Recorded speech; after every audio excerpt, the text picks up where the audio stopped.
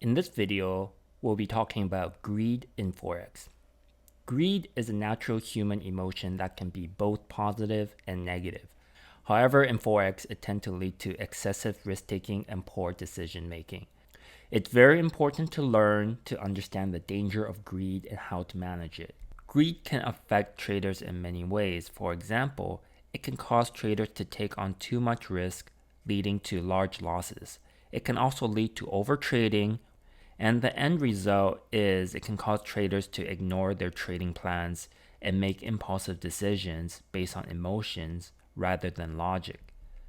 Here are some signs of greed: constantly chasing profits and taking on excessive risk, ignoring trading rules and strategies in pursuit of higher returns, trading too frequently and without proper analysis or planning, and also obsessively checking account balances and constantly seeking new trading opportunities.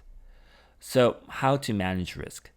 Well, you have to develop a sound trading plan that induces risk management strategies and have clear guidelines for entry and exit points.